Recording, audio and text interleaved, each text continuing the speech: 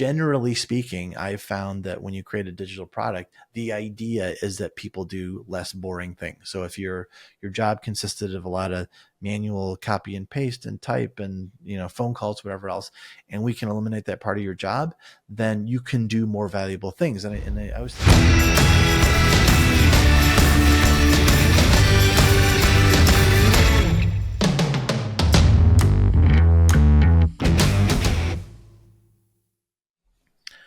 All right, today on the podcast, we're going to talk about a CEO's guide to innovating with digital products.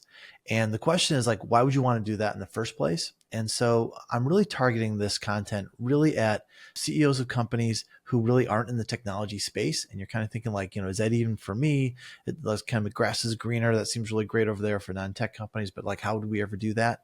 And I think about companies we work with where, the situation they're in is you're in a business that, is making something, shipping something, it's a non-tech business, and you're worried about how competition is maybe starting to outpace what you're doing. You've got, customers who have these expectations that are maybe a little bit outsized in terms of what they see in other places. It's everyone's got Amazon in their pocket, and it's well, we could never do that. Well, maybe you could, right? You probably got price pressure. You've got people and employment and labor pressure. I always laugh when I see pundits talking about uncertain market conditions. There's always uncertain market conditions. That's just kind of that's life, right? And maybe even you have an exit in mind somewhere in the next 3 to 5 years. This is the time to start thinking about how to innovate with a digital product to maybe change your business, because maybe you want to be in a place in the future where you've got scalable value that the company can scale. Maybe you want to be able to do things that are a big fat bullet point on the board meeting where it's I'm really excited to talk about that and brag about something new and big that we're doing. And then, you'd like to be in a place where, you're serving customers better. You're not sort of, either embarrassed or worried about what you're giving them from a digital point of view, or that, when people call up, are they shouting across the warehouse to figure out where orders are? And so, a lot of people, especially in those companies, think maybe that's not for me. Obviously everyone knows companies that have done things like this where, Apple is a hardware company, and then all of a sudden they turn in, they turn to iTunes and all these things that are more of a digital experience. Amazon famously, if you didn't know, was a bookseller and then turned these other things. And now I think their most profitable business is this thing called Amazon Web Services that virtually every big digital experience website, et cetera, is built on and uses. And I think it's a $10 billion bottom line business. Even companies Disney is a movie company and has Disney Plus, Nike has Nike Plus. So maybe you should just add a plus to your name, right? Just then turn into just a digital thing. Nike with Nike Plus is able to have a more, customer facing, interactive, engaging, ongoing relationship with customers. And that's kind of interesting and adds value to them. But, when you think about, there are other companies that are maybe more in the space we're talking about with how would a company that isn't a digital company innovate that way? So thinking about, Peloton, for example, start out as just a bike manufacturer and figured out, a digital subscription to, to workouts and trainers and all that kind of stuff. That whole ecosystem of seeing other people, that's something that they pivoted on. Stitch Fix was a personal styling service that turned to an AI powered app and engagement platform to help you figure out, what your style would be. A lot of food, a lot of quick service restaurants like Sweetgreen, have moved to an app, right? And who wants to wait in line at Starbucks anymore? If you're walking up, I've done this a million times. I walk up to Starbucks and I see a giant line. I was in the airport the other day and there's a 30-person line at Starbucks. I'm does no one know about the app? So I just ordered the app and it came out a couple of minutes later. I would be annoyed if I were in line and I saw me do that, but everyone's sort of innovating on what they can do. Dollar Shave Club, it was just a razor company and offered all these, now they offer all these personalized, grooming and all these kind of things. So it's not like you're taking a giant leap into something new. You're using things about your market, about your customers, about how they interact, what might be missing. And so there are ways for companies that are in that non-technology space to make a leap. And I think it could be really, really interesting. And when you think about where you're trying to get to, so if you're a company that's looking to, innovate a new business model, scale, probably if you look for investment or you're going public, here's an extra turn or two because now you've got a digital powered new business model in addition to your other business model. And so you think about what companies did with, COVID and lockdown. If you had a diversified product portfolio, you probably survived a little better. And so I think those kind of lessons, who knows what the next crazy thing that's going to happen is. So creating digital projects is a way for you to get out of that.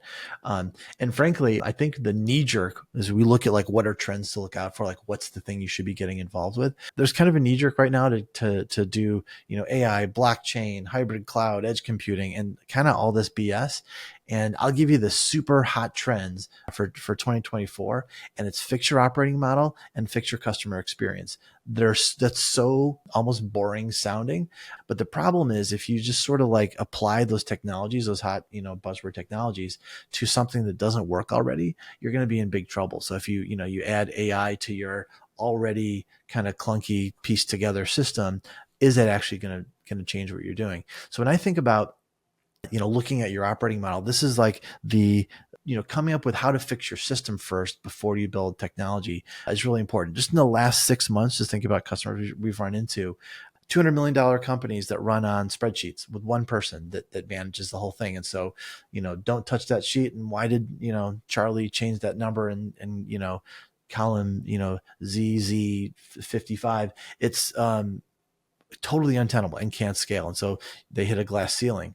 Probably more than half the companies we run into, sales incentives are sort of perversely incentivized to do weird things that create headaches later. So, creating, they're trying to hit their margin target, but in doing so, bend a bunch of rules, add phantom parts, all these kind of crazy things that in the letter of the company policies fits, but in sort of the spirit of what we're trying to accomplish is totally anathema what we're trying to do.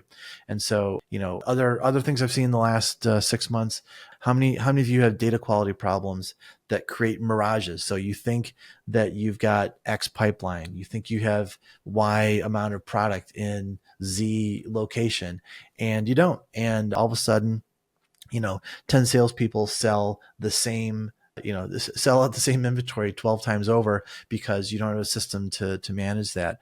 Or you're making assumptions based on where to, open our new plant based on data you think about sales. And it's not true.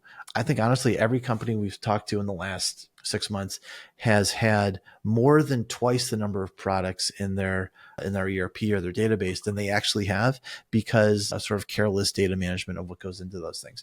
So just, thinking about, start there, fix what's happening with how your company operates. And even things that are like, HR policies, ways people interact, documenting how salespeople interact with customers. We've talked to clients recently where, really there's sort of like if you were to document it, there's one kind of black box that's just basically magic where, well, at this point, salesperson works their magic and, an order comes out the other side. That's just not scalable, right? Now, I think that probably the more interesting side where you can actually create like new business models is thinking about like how you can improve and change your customer experience.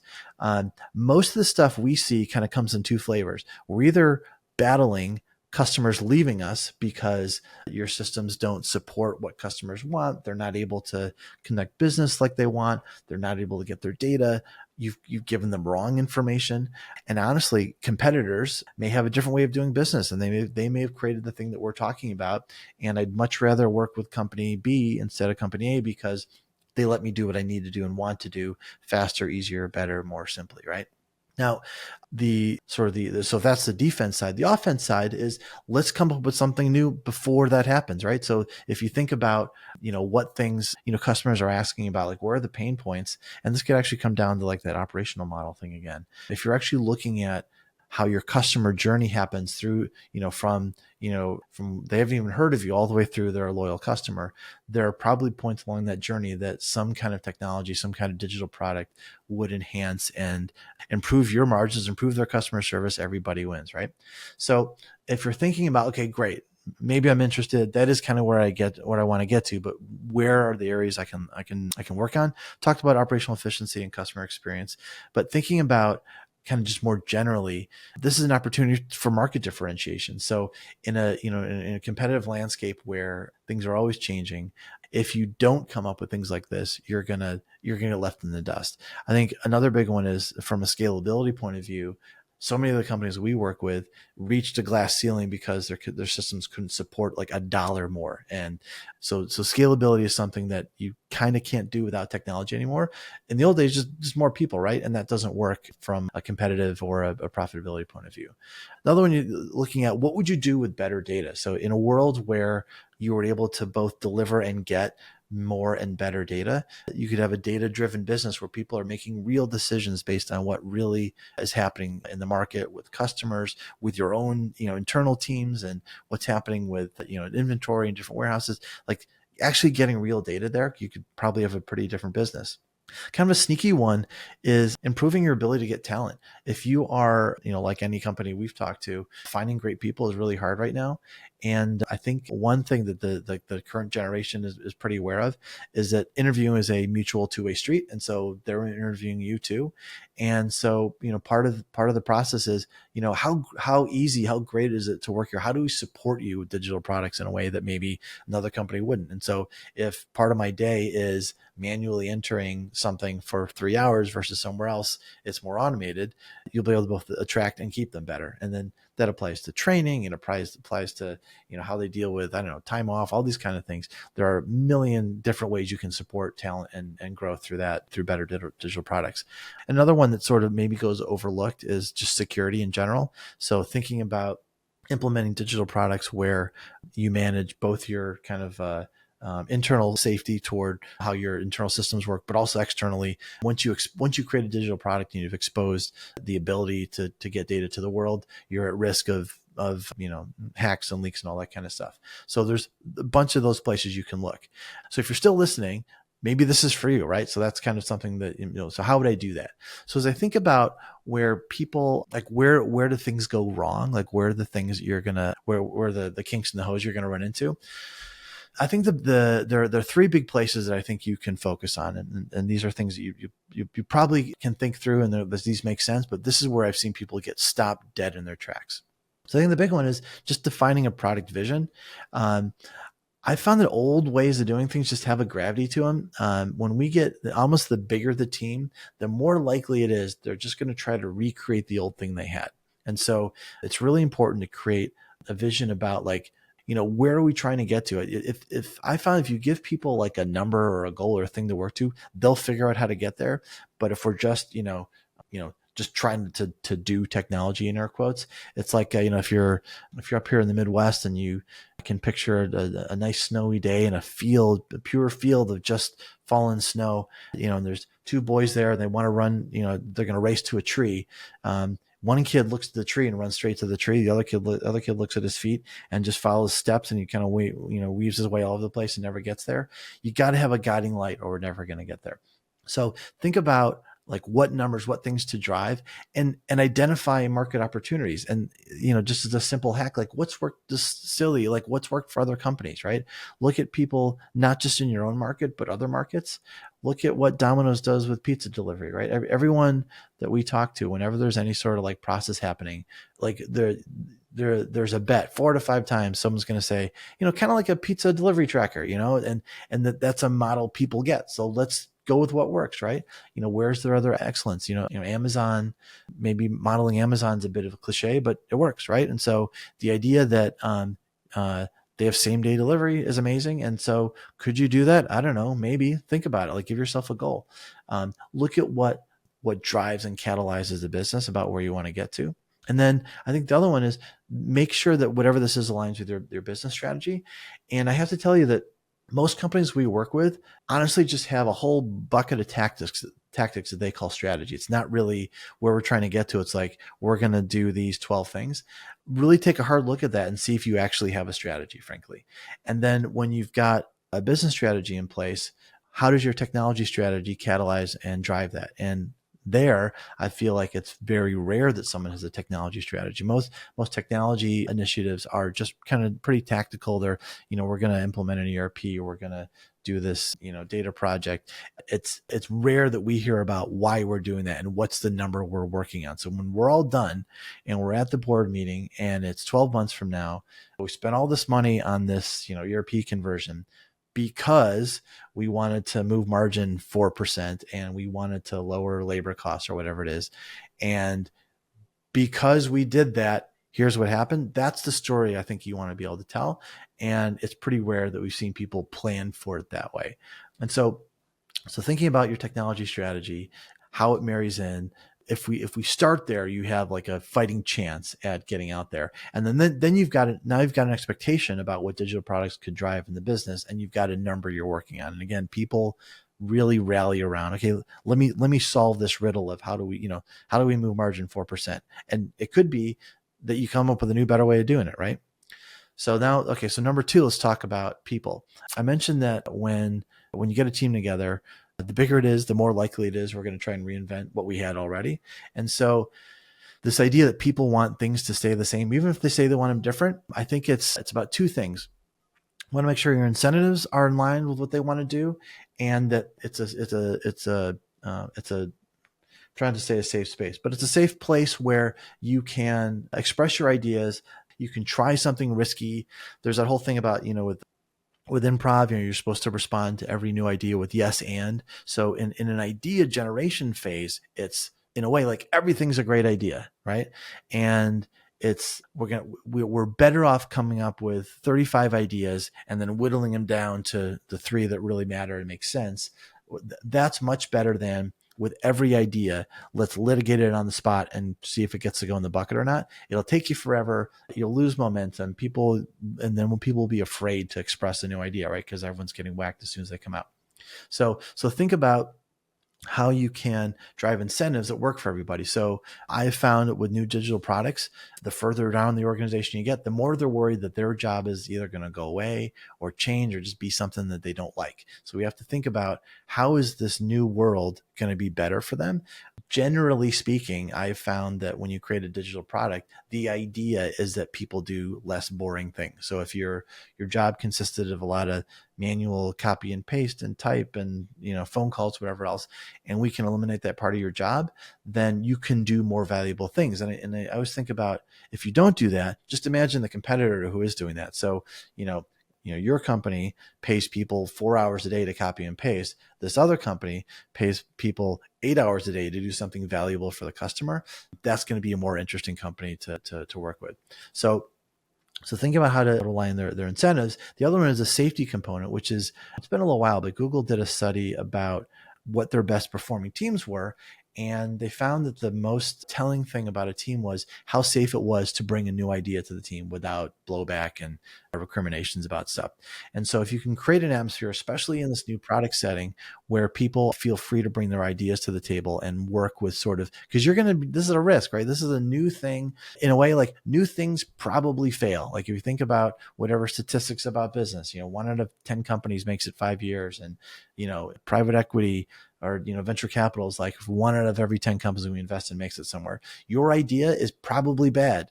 and we have to come to the reality of, like, we need more than 10, we need 30 ideas so that we can come up with the one that maybe would work. So make that a safe place to do that. And that seems kind of counterintuitive because you want some surety, but this is a world where there isn't a lot of surety, especially if it's a new product. On the operational side, it's less so.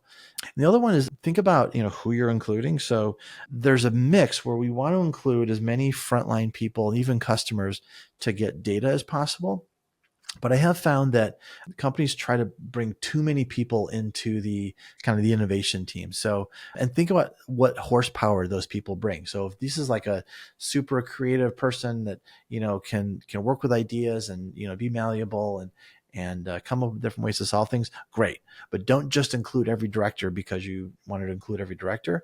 I've seen rooms of 25 that are just like, we're never, ever going to get anything done. Thinking of that project, it took, I want to say, 18 months to get to a place where we agreed on what we're doing. And in classic sort of waterfall versus agile methodology, literally the next week when we decided we were doing something, it almost totally changed again. So it's like, there's a balance. And so I don't know what the sweet spot is. I'm going to say 7 because it feels about right. But get data from everybody. So, because it's funny, one of the things that I find about especially frontline people, it's so common to find frontline people who are just living with a problem. And so, you talk to someone about how they do, what happens in the warehouse when XYZ happens. And they tell you, like, with a straight face, this totally crazy Rube Goldberg system they have to go through to get to a place where the thing comes out the other end. It's like, well, I mean, just on the surface, hearing you talk about it for the first time, that seems crazy. Why didn't you change it? Well, that's just how it happens, right? So there are opportunities, and that's how maybe you incentivize. That's how maybe whatever. Maybe that's not the person you want on the innovation team. You just want the data from them. So then think about on the customer side, you want to get information from customers. They kind of have more of a choice, don't they? They've got the opportunity to work with whoever they want. There's some stickiness a little bit with you because of maybe relationships and other things, but ultimately they're going to take a step back of the total value and say like, well, under what circumstances would I pay a premium to work with this company? And they're probably going to decide against that if it's a premium, if you're not offering all these other kind of time saving, innovation saving kind of ideas.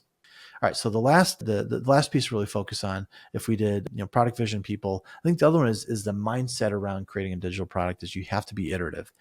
And this is really key in digital. And the reason I'm bringing it up as an important point is that most non-tech companies live in a world where something must be fully and totally planned in advance. Like it's not idea to like iterate on a skyscraper if you're standing on the 35th floor. It's not a good idea, to just sort of start building a new part for a, transmission or something. But digital is different because the way things are received and the way people interact with them can change, and also they know they can change. So if you present someone with a new idea for a digital product, like in a design sort of state, they're going to have feedback for you that if you were showing them like the plans for a skyscraper again, you might say, yeah, I get that you don't want that, but like there has to be a column there. So I'm sorry, like that can't change, but everything can change in digital and they know that. So you have to have this mindset where, unlike maybe the rest of your business, this is going to be sort of an experimental iterative process where it's supposed to get better all the time. So you shouldn't be taking, 2 steps forward and 3 steps back, but there might be the other way. It might be 3 forward and 2 back as you figure out what really makes sense. And the thing about digital is you'll never know how things will be received until you actually test them and get them in front of people. And that's something I find a lot of companies are very uncomfortable with, and they want more certainty. And this is somewhere where you can do some user research in advance, you can do some testing, but it's not till they see it. And just as like a little design hack here, it's a lot easier to change things in design than it is in development. So as you're testing, there are ways to show someone, more of the picture version of something as opposed to the data version of something. So do all that stuff, but you're going to be iterative. And so if you combine a better product vision, you work on how your people are going to support this thing and you're iterative, you have such a better chance of creating something that's actually valuable, will move the business. And remember, like the reason we're doing this is that if you're in a non-technical business, that probably the only way to scale is through some sort of technology innovation. Probably the only way to grow customer either loyalty or spend or add new customers is to create something new digital that is different and better than your competitors.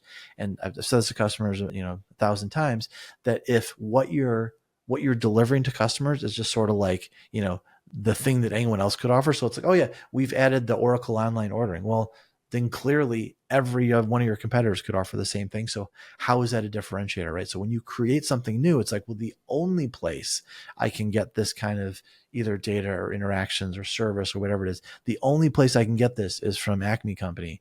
Then all of a sudden you've created a differentiator that now your competitors have to deal with, right? Why not? Wouldn't it be great to be on offense as opposed to like being always worried about, what the competitors are doing and how their stuff is always better and cooler and more innovative and inventive and valuable? Like, why not play offense a little bit? Why not get out there and do something interesting, drive it, drive those goals as opposed to like react to them? So hopefully this gets you started on a very successful journey of reinvention and on your road to your very first digital product, or if you've already got them, a way to innovate new ones. So again, if you like this, please like and subscribe. And if you want to get more content like this, also let me know what kind of topics you'd like to hear about and get us on the website at thedigitaltransformist.com.